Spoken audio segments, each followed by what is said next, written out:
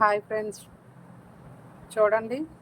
Shampoo అయితే తయారైపోయింది. బాగానే వచ్చింది నాకు తెలిసి. ఇది ఇంకొకసారి వడకట్టాలి. ఈ కొంచెం చేయడానికి నాకు అసలు వేడి చేస్తుంటే పొంగిపోతుంది. 3 గిన్నెల్లో వేసి కాచాను అనమాట. కొంచెం ఇప్పుడు మొత్తం కలిపి ఒకే గిన్నెలో వేసాను. ఈ నురగైతే ఇంతవరకు ఉంది ఇందాక తీసినప్పుడు స్టవ్ మీద నుంచి. ఈ నురగ ఆరిపోయింది అనుకుంటా ఒక రోజులో. అప్పుడు మనం బాటిల్లో పెట్టుకోవాలేమో. చూద్దాం ఎలా ఉంటుందో. ప్రయత్నం అయితే సక్సెస్ అవుద్ది అనుకుంటున్నా.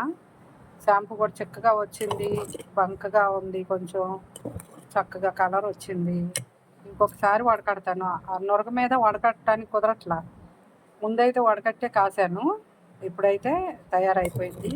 ఈ గిన్నె నిండా ఉంది ఇందాక. ఇది నురగ ఆరిపోయింది. ఒక రోజు ఉంచితే ఆరిపోద్దేమో, చూద్దాం. ఇదైతే ప్రాసెస్ 3 రోజులు పట్టేలాగా ఉంది. మొన్న ప్రిపేర్ చేశాను, నిన్న నానబెట్టాను, ఈరోజు ఉడికిచ్చాను.